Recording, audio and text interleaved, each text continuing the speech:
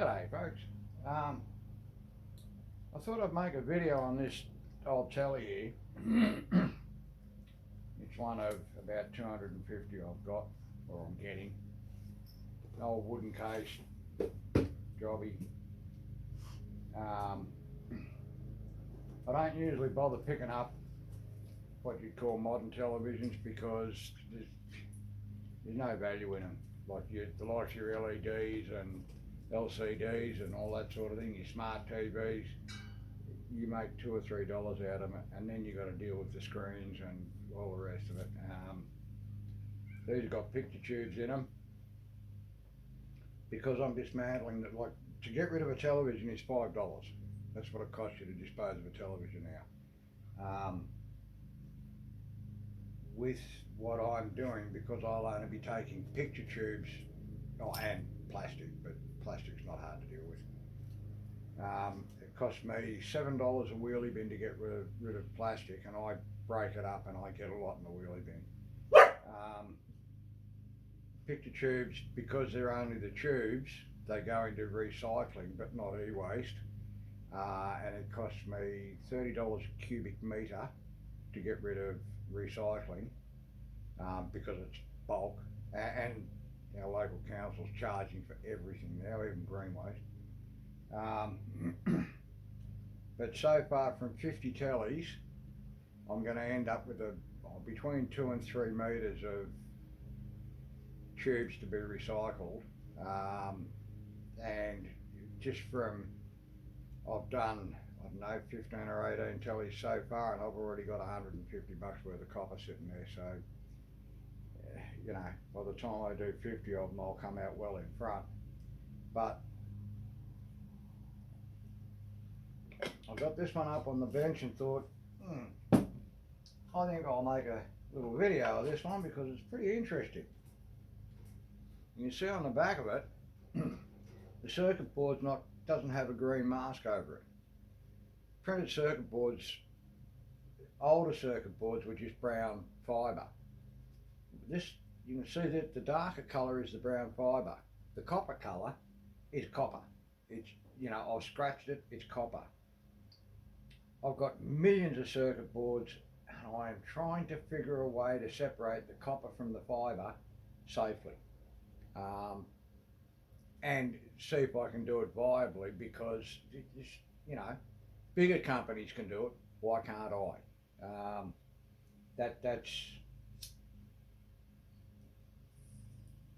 That's generally how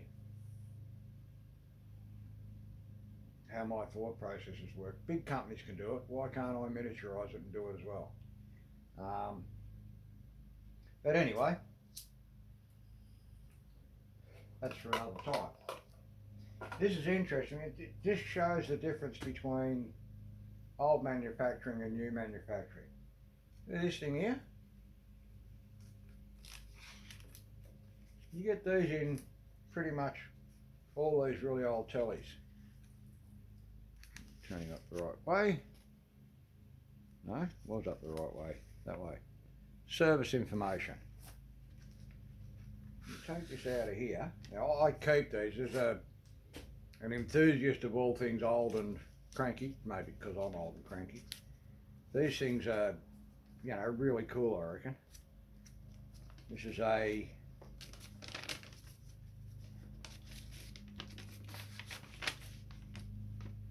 it's a schematic. And on the back of it is a detailed basic schematic of the whole television. And you get one of these in, you know, most of the ones I find have been chewed to bits by mice and what have you, but when I get a good one I keep it, just for my own interest. The first thing you notice on the back of this is this board here.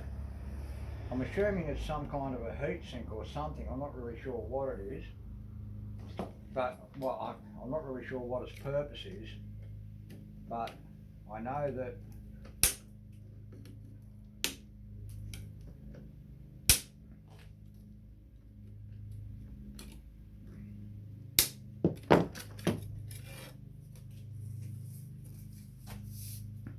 that's just a solid sheet of copper bonded to a fibre board. There's got to be a way I can get that back. I haven't figured it out yet. But yeah, when they built these old things, they built them with the idea that they'd have to be serviced. Because look at this, little wing nuts here, you undo them, and this whole thing swings out to get to the insides of it. Now, obviously, you can't see much because of the way it's swung out, but I'll just cut through these wires here, get them out of the way. They're not in the way. And I'll lift that off there and lift them off the bottom pivot. There we go. I'll just cut a few more wires off so I can manhandle the thing a bit easier.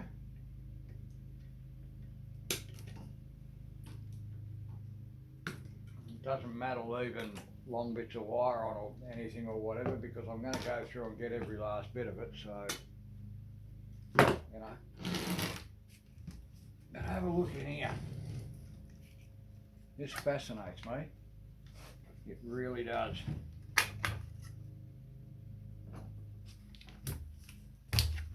What you see in there, come here. That's like a ballast out of a fluorescent light, but it's actually a transformer. This is another transformer here. This thing here. You can see that? You might see it better from the back. Where those two brown coils are, they're copper coils. This is a transformer up here. This is a transformer here. They're all really good for copper. These big things here, these things, they're all capacitors. They are able to be sold as iron aluminium. It's got a whole lot of really old resistors and stuff on it that aren't worth much, but it's also got these things. These. Now I'm going to put this down and just pop one of these out.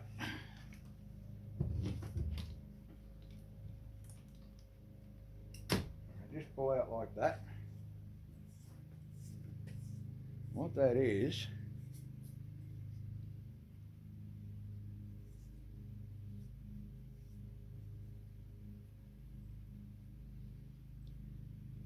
I know these things as valves.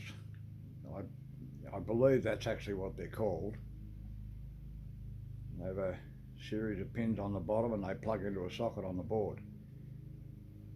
This is real old school stuff. This is pre-60s. Or pre-70s anyway. Although you do still find them in odd things. But these things here are valuable. They're saleable.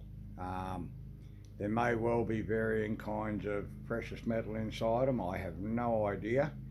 I know that when I was a kid, the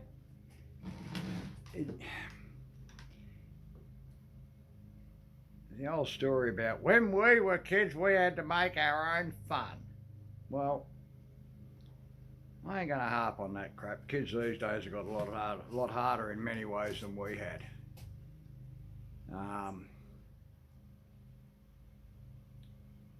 But when I was a kid, I started doing this sort of crap when I was, as young as I can remember.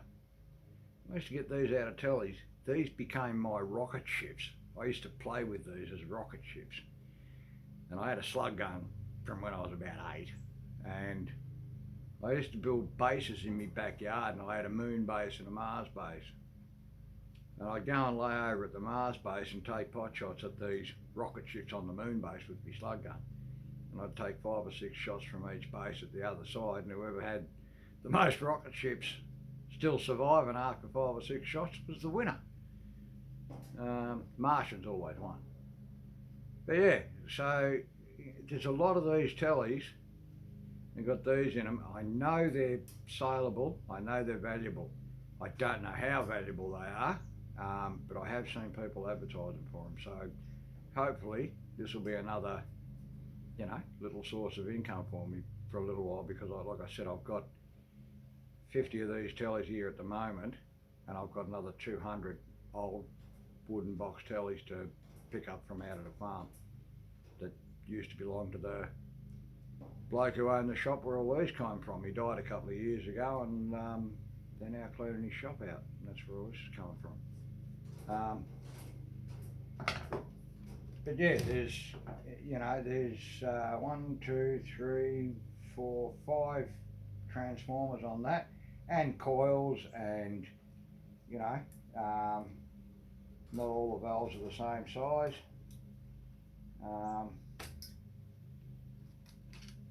This one here is quite a big one, although I can remember as a kid seeing these things, you know, this high. That one's a bit bigger than that one, but he's also burnt around the bottom. I don't know whether that means he's buggered or not, but I know that the people who own this bloke's estate, one of them was telling me that out at the farm they've got an entire testing panel and an operating manual for it to test all these things, which I'm going to buy because I would find that fascinating. So yeah, that's all pretty cool. But the next part is what's in here. This is the back of the picture tube here. This is the yoke, this thing here. This thing's got to be old because it hasn't got a degaussing cable on it. Normally your degaussing cable, which is a cable that looks kind of like that, this is out of a little telly. It wraps around the tube in there. It's, will you be able to see that or not? That's a solid copper, well, it's a stranded copper coil, and it's just got sticky tape wrapped around, electrical tape wrapped around it. Very easy to strip, very good for copper. Now with your yoke, they have a clamp arrangement on them to hold them onto the back of the tube. You undo that and there's your yoke. That's how hard they are to get off. And what all that copper in there is just glorious. It's full on copper. That's copper. You know, and there's probably 300 or 400 grams of copper in that little coil. That's where you get that copper, and the degaussing cable that's normally in them is where most of your money is. Except when you get to real old tellies, because they're full of transformers, as you just saw. Now, I'm gonna see if I can get this camera off stand, because this will be easier with it in my hand. Just bear with me. Where are we? That silver thing you can see there, that's the channel selector. They're full of brass and sometimes silver contacts. It's got, here's my poor filming, I will get better. It's got a couple of valves sitting on top of it. That I'll be getting out. I'll take the tube out of the box. On the front of this television there's extruded aluminium trim pieces that I'll get. There's a bit of plastic that's got to go to be recycled, and the tube will have to go to be recycled. You're doing these, don't break that bit off, because these are in a vacuum. They're designed to be in a vacuum so that if you break it, they don't expel the crap that's in them, because they've got all sorts of mean, ugly chemicals in there. There's mercury and cadmium and all sorts of crap in there, so don't break these off. All right, just be careful of that, because they are easy to break. And yeah, the other thing is this. That's one half of the aerial. The other half of the aerial was in there. It's missing. That piece is brass, and that whole thing and all this stem down here, which normally would, you know, you'd have an aerial would push up from here. That's all brass. So very much a worthwhile thing to recover.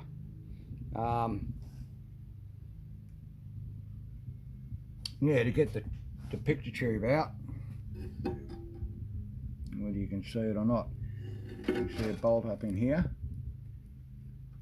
There's 4 of these bolts, or nuts. You undo the nuts, and the picture tube will just come straight out. Yeah, be careful of this. Don't break it. Alright, you don't want to be releasing that shit into the atmosphere. Yeah, so there you go. That's what the insides of a real old telly looks like. Hope you got something out of it.